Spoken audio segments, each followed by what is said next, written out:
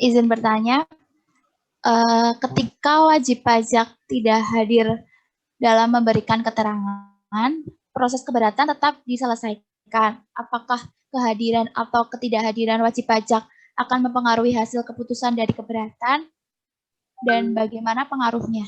Terima kasih. Terima kasih pertanyaan yang Ditya. Ini kelompok 1 mau gimana? Mau nunggu 3 pertanyaan dulu atau mau langsung jawab? Dikumpulkan aja dulu mungkin 3 pertanyaan. Oke, boleh. Pertanyaan yang kedua, ada teman-teman yang bertanya? Izin bertanya. Silakan Galuh. Nah, kan tadi keberatan itu diajukannya tuh ke Dirjen Pajak. Padahal yang seperti yang kita tahu, sengketa pajak itu kan sengketa antara wajib pajak dan juga fiskus gitu.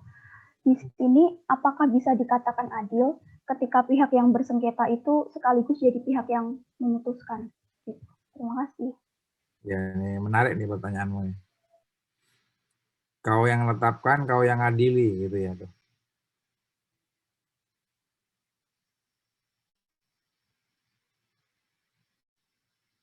Pertanyaan ketiga, siapa? Silakan.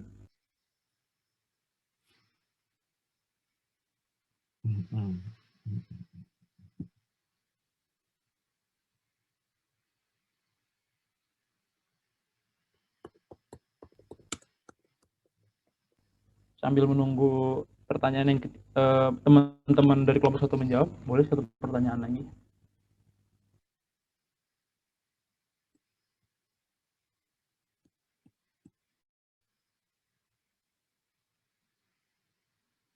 Kalau dalam forum resminya, Riz, itu nggak boleh ada silent kayak gini ya, Riz.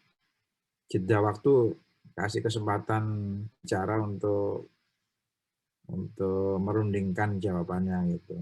Harus langsung spontan siapa yang bisa menjawab tampil gitu. Tapi karena ini latihan nggak apa-apa. Boleh diskusi dulu nanti sejam 2 jam gitu ya.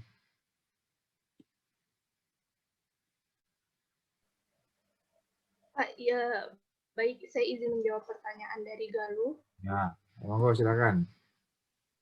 Untuk pertanyaan dari Galuh kan apakah adil misalnya DJP yang mengadili, tapi DJP juga yang DJP yang bersengketa, tapi DJP juga yang mengadili. Nah, untuk proses keberatan ini kan diselesaikan sengketanya oleh DJP, khususnya di Kanwil. Ini tuh bentuknya tuh seperti kuasi yudisial, di mana penyelesaian sengketa itu dilakukan di badan yang atau lembaga yang bukan termasuk di lembaga peradilan. Dalam hal ini, lembaganya yang bersengketa, lembaga tersebut juga yang menyelesaikan sengketa tersebut.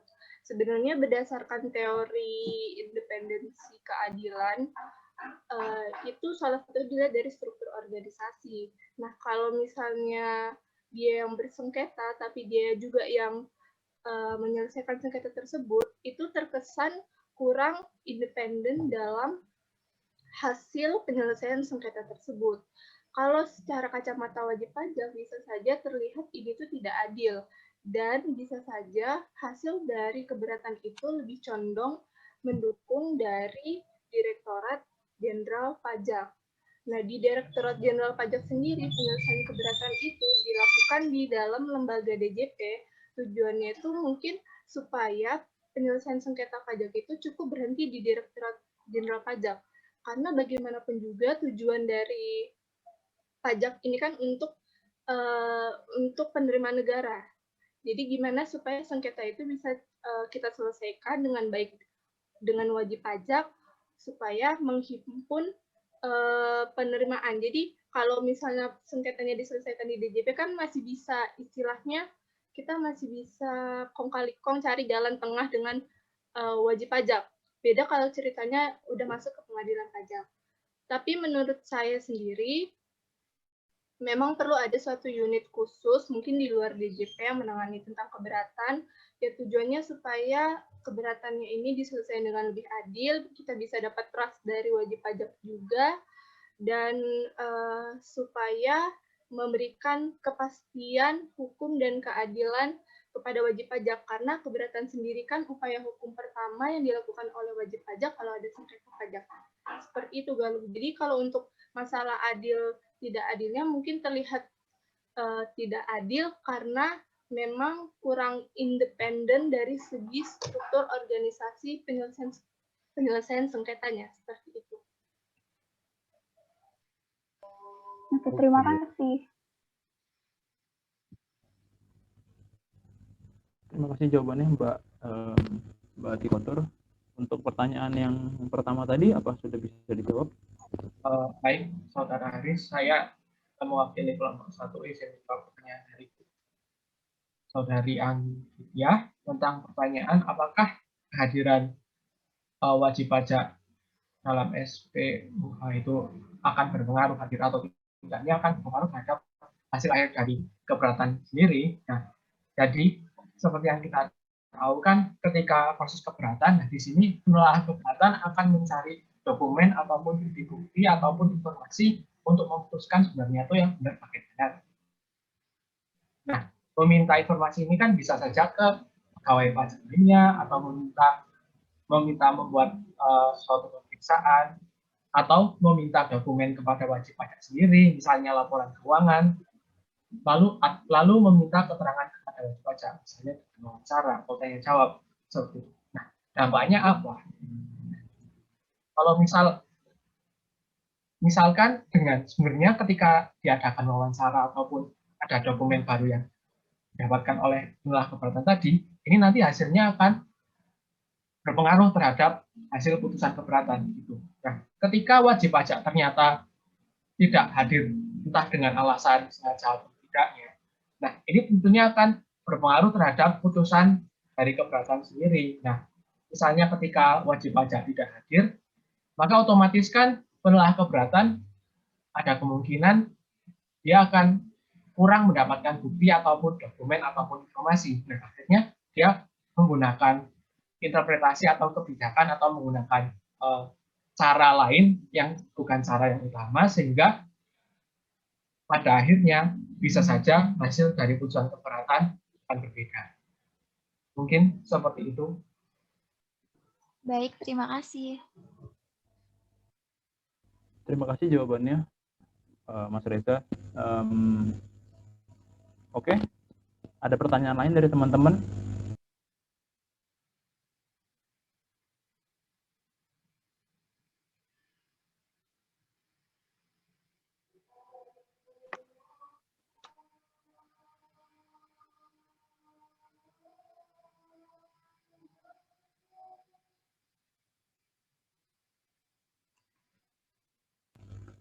Sepertinya sudah tidak ada pertanyaan lain.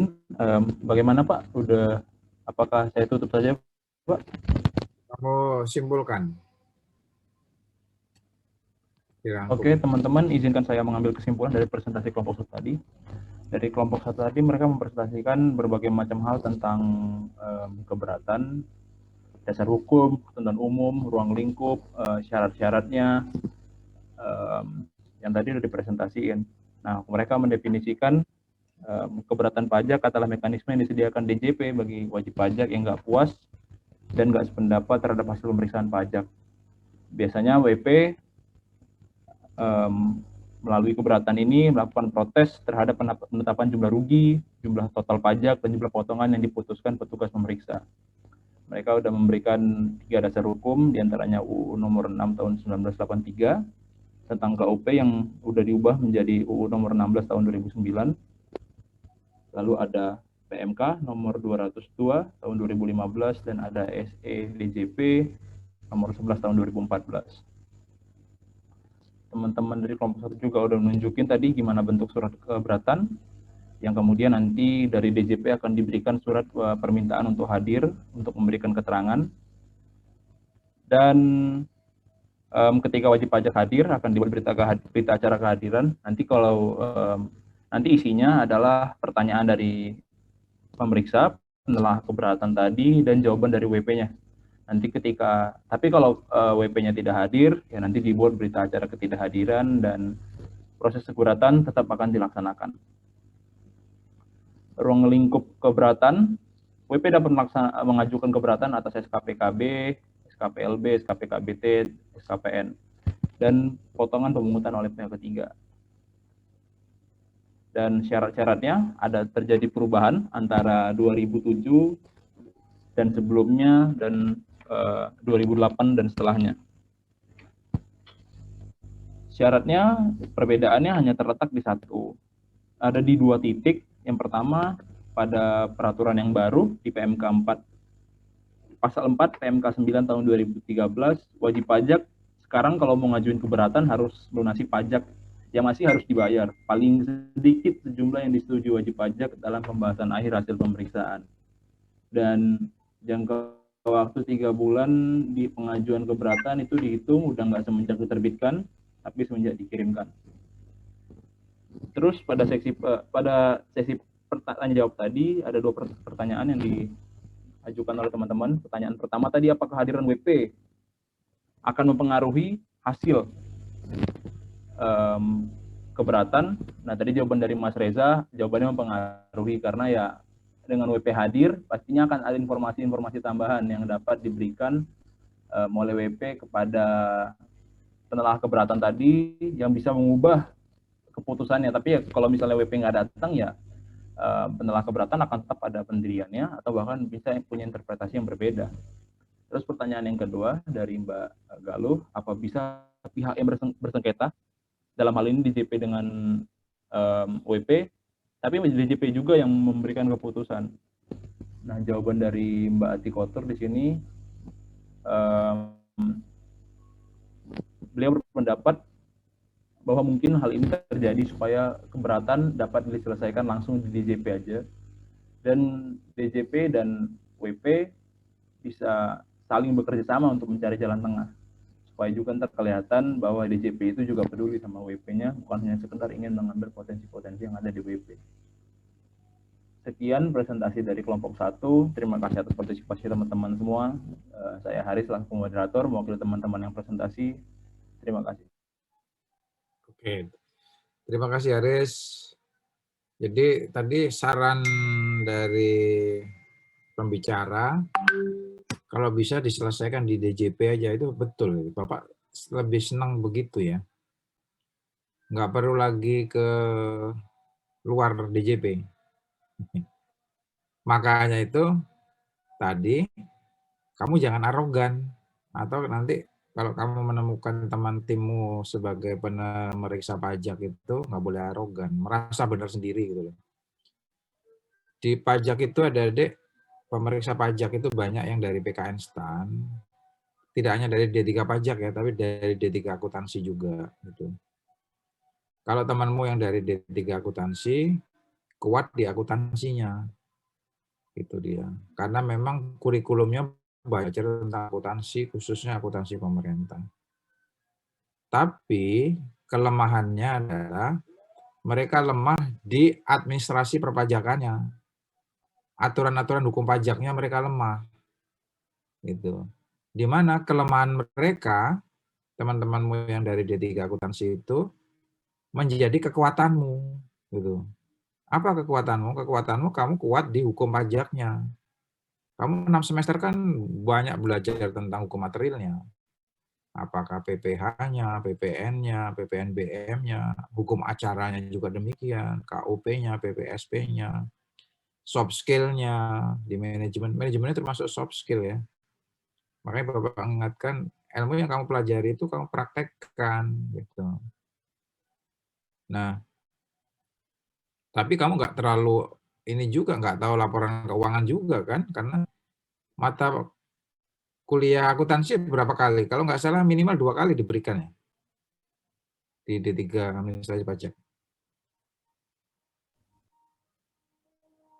Iya, ada berapa kali akuntansi diberikan kalian?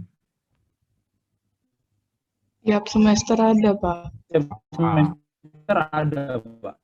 Apalagi hampir tiap semester ada. Ya, akhirnya kamu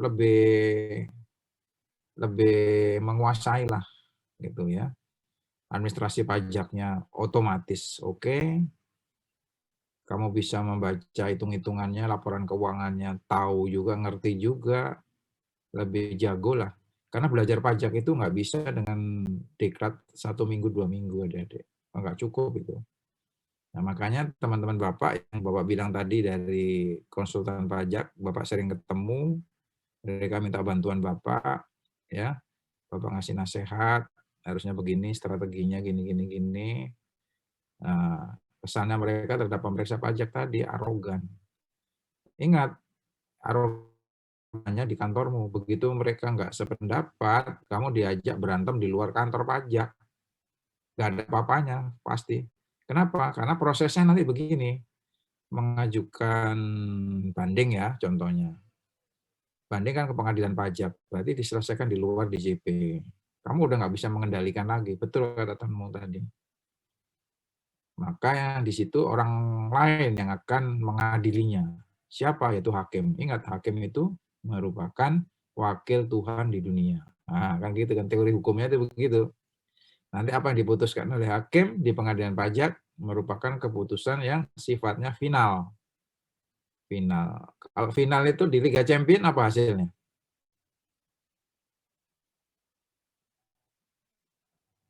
Halo? Kalau final akhirnya?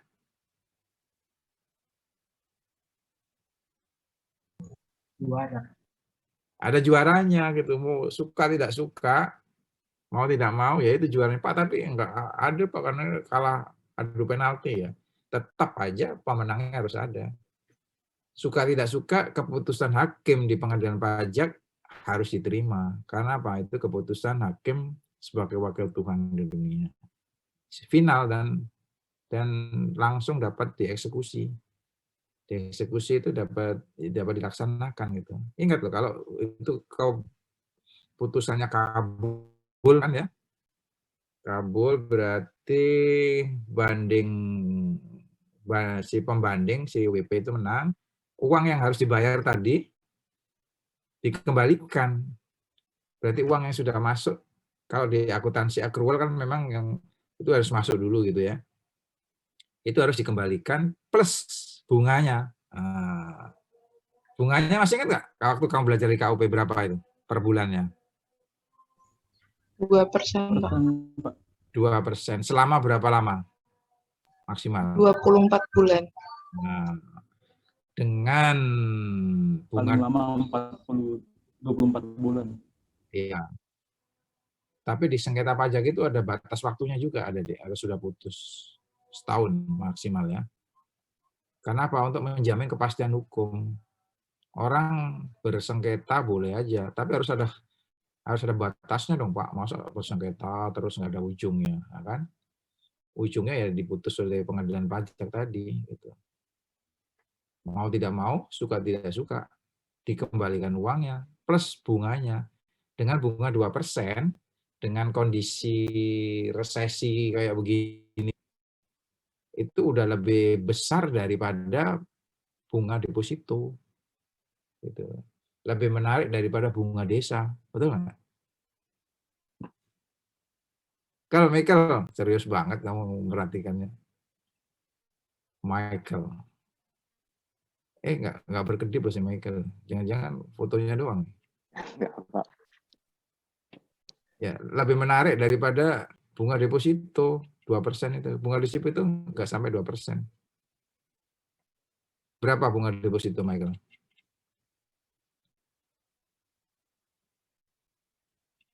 Bunga deposito, Pak. Iya. Nah, Kau tak punya simpanan? enggak punya, Pak. Deposito enggak punya, Pak. Macam pula kau tak punya simpanan. Kau tinggal di mana, Kel? Di Riau, Pak. Di Riau, ya. Oke. Simpanan bunga, simpanan tabungan maksudnya. Ya nantilah kalau udah bekerja lah. Insya Allah ya. Terus apa lagi ya? Jadi sengketa pajak itu betul, misalkan si Elham ini yang menetapkan tim penetapannya, tim teknisnya menetapkan SKP-nya. Begitu diprotes, teman-temannya Elham juga yang meriksa berkasnya itu, nggak adil, betul itu. Makanya keberatan itu sebagai suatu lembaga upaya sengketa pajak dinamakan peradilan semu. Karena struktur organisasi DJP itu tidak didesain untuk sebagai suatu peradilan yang menyelesaikan sengketa pajak. Gitu. Tidak seperti pengadilan pajak, ada hakimnya, nggak ada. Gitu. Jadi pajak yang menetapkan, pajak yang mengasih keputusan adil tidaknya. Tapi kalau itu bisa diselesaikan di level DJP luar biasa itu, luar biasa itu. Makanya kamu, Bapak kasih informasi harus punya kemampuan soft skill, tidak hanya komunikasi ya, mungkin gestur apa gitu ya yang bagus. Jangan sampai misalkan karena Resa ini omongannya keras gitu ya. Lu gimana sih? Kenapa sih lu nggak mau terima? Kurang ajar lu. Gua yang bener nggak boleh gitu. Harus dengan bahasa yang santun yang baik, dengan kemampuan sehingga dia terhipnotis gitu. Makanya saya sarankan tadi Resa, kamu suka buka YouTube-nya Rocky Gerung nggak, Res? Teman? Ya Pak, dulu pas masa-masa pilpres sudah sekali Pak. Pernah tapi Rocky Gerung? Iya Pak, pas lagi debat. Apa kesanmu? Apa kesanmu? Ya itu Pak, sama seperti Bapak, sulit dibantahkan karena kuat argumentasinya Pak. Oke, ya. Jadi jangan bicara topiknya ya, tapi cara-cara dia menyampaikan argumentasi itu. Sistematis, nggak usah buru-buru. Intonasinya harus jelas. Kan ini Bapak latih kamu. Tadi si Hari tadi yang baru pertama mungkin ya. Jadi, lain kali lebih baik lagi nanti minggu ketiganya ini jangan terlalu buru-buru, bicara yang intonasi penekanan suaranya itu yang jelas, yang runtut, sistematis gitu. Sehingga harapanmu tadi, ada temanmu tadi Pak, kalau diselesaikan di pajak, bagus juga, iya Bapak setuju sih, nggak usah sampai ke pengadilan. Kenapa? Nanti uang itu dikeluarin lagi, Dek. Makanya penerimaan pajak itu selalu shortfall kan. Shortfall itu kan tidak mencapai target gitu. Itu salah satu sebabnya sengketa pajak ini. Upaya sengketa pajak ini kalah mulu, duitnya keluar lagi berikut bunganya. Gitu, Dek. Nah, itu yang terkait dengan upaya hukum pajak. Pak, Ya. Pak, mohon maaf menginterupsi. Izin mengingatkan Pak untuk mengupload data di portal. Oh iya, terima kasih. Terus, ya. Sebentar. Tapi jangan tidur dulu kamu, Bapak belum upload dulu. Bentar.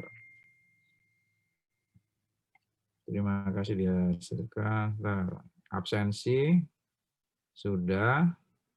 Bukti fotonya tadi udah saya foto, saya upload dulu sebentar.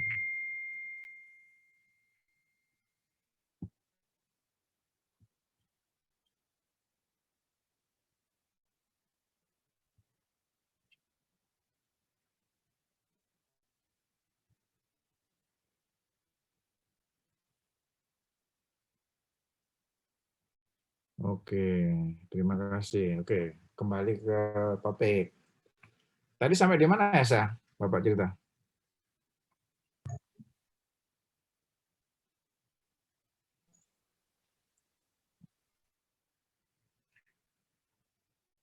Kamu masih mute.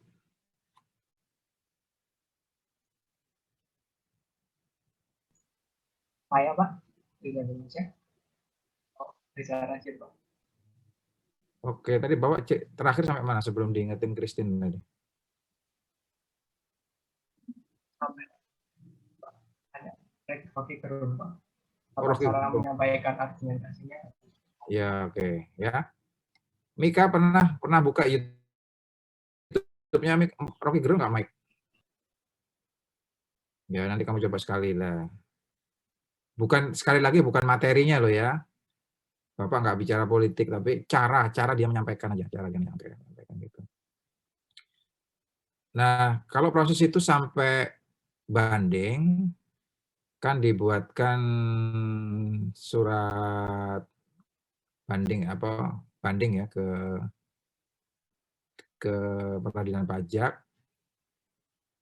DJP itu selaku terbanding akhirnya, terbanding itu nanti yang mewakili DJP siapa? Kan kamu nanya gitu. Prakteknya itu yang mewakili nanti kantor pusat, adik-adik. Di kantor pusat itu ada suatu unit yang khusus menangani upaya hukum pajak dari keberatan yang tidak diterima oleh BP itu, yaitu namanya Direktorat Keberatan. Ada kan? Ada nggak? Ada yang PKL di kantor pusat nggak ya? Nggak ada ya? Pernah ke kantor pusat? Ada ya? Itu ada Direktorat Keberatan. Tapi direkturnya itu lagi bermasalah kemarin, adik-adik. Karena dia berusaha untuk bukannya bertindak sebagai pengadil gitu ya, tapi dia masuk ke istilah temanmu tadi, kong kali kong dengan BP gitu. Si Pak siapa lupa. Masih ingat nggak? Ada yang kemarin ramai ribut kok itu. Direktur Keberatan siapa? Terus mengundurkan diri.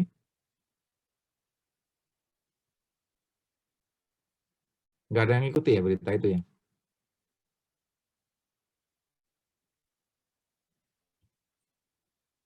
Widya ngikuti nggak berita itu, Widya?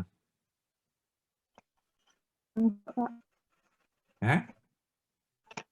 Enggak, Pak. Enggak ya.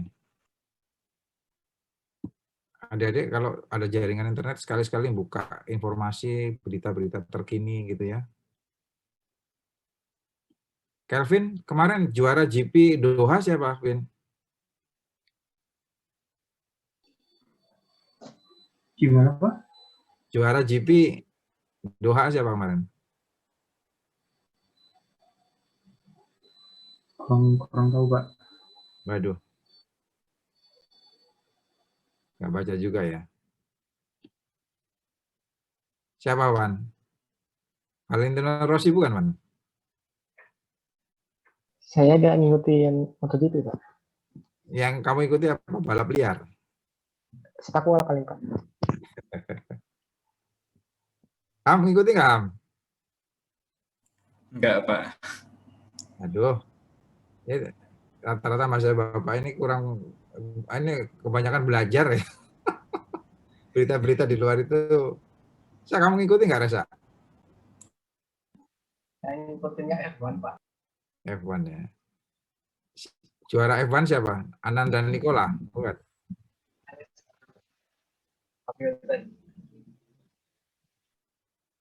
Yang kedua Verstappen. Oke. Jadi adik-adik kembali ke topik. Di kantor pusat pajak itu nanti ada jabatan fungsional namanya, kalau di KPP tadi kan peneliti ya. Peneliti keberatan sama pemeriksa pajaknya. Kalau di kantor pusat itu di keberatan ada penelaah keberatan. Masih ada, Bapak? Setahu saya ada itu penelaah keberatan. Itu yang nanti mewakili terbanding, mewakili DJP untuk hadir di sidang di pengadilan. Bayangkan penelaah keberatan di kantor pusat di Direktorat Keberatan itu menerima berkas banding dari seluruh KPP di seluruh Indonesia. Bapak nggak bisa membayangkan misalkan satu penelaah keberatan, misalkan si Galuh nih, jadi penelaah keberatan. Kamu akan menerima berkas-berkas banding dari seluruh KPP Indonesia, maka Bapak menduga pastilah kamu tidak akan menguasai utuh berkas itu. Gitu. Kenapa? Karena kamu tidak terlibat dari awal, tapi kamu ditunjuk oleh pimpinan untuk mewakili DJP di sidang di pengadilan pajak, di mana nanti di situ berlaku pembuktian. Maka apa yang harus dilakukan adalah saran Bapak, gunakan soft skill-mu. Apa itu, Pak Gus? Kamu hubungi si peneliti keberatannya siapa, pemeriksanya siapa, gitu. Tujuannya untuk apa kira-kira, Donela? kamu menghubungi si peneliti atau pemeriksa pajaknya. Donella, kuliah belum berakhir nih, kamu udah pergi duluan nih. Donella ada izin ke toilet, Pak, di chat ruang Zoom. Jauh ya? Toiletnya jauh ya?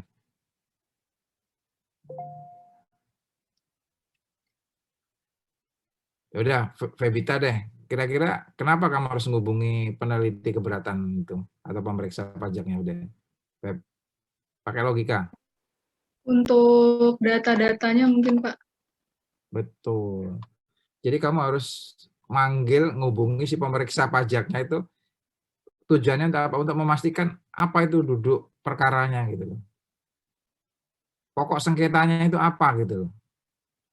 Halo Seno, paham Seno? Sen? Paham, Pak. Jadi kamu hubungi tuh si pemeriksa pajaknya, ini kamu dulu gimana sih? Duduk perkaranya itu gimana? Supaya apa? Supaya kamu punya peluru yang banyak pada saat kamu nanti ditanya oleh hakim, kamu ngerti gitu loh. Karena kamu tidak menangani dari awal berkas perkara itu. Gitu adik-adik.